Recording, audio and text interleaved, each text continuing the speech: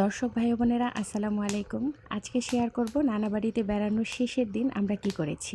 আমরা পাশের বাড়িতে সবাই মিলে চলে যাচ্ছি বড়ই খাওয়ার জন্য। পাশের বাড়ির নানু আমাদের বলে গিয়েছিলেন যে আমার বাসার ছাদে যেও, সেখানে বড়ই আছে, তোমরা পারবে আর খাবে। তো আমরা সবাই মিলে গেলাম। গিয়ে গাছের দিকে তাকিয়ে তো আমরা খুবই হতাশ, কারণ গাছে বড়ই নেই বললেই চলে। সব মিলিয়ে ধরেন 25-30টা বড়ই পেয়েছি, তাও অনেক কষ্ট করে, হাতের নাগালের বাইরে ছিল, লাঠি দিয়ে অনেক কষ্ট করে পারতে হয়েছে। যাই হোক, ভিডিও শেষে দেখাবো আমরা এত কষ্ট করে কতগুলো বড়ই পেয়েছি।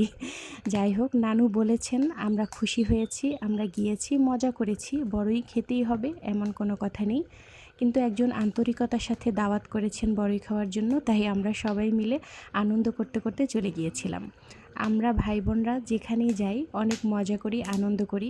খাওয়াটা বড় বিষয় না, গ্রামে এসেছি, গ্রামটা ঘুরে দেখছি, আনন্দ করছি, এটাই বড় কথা।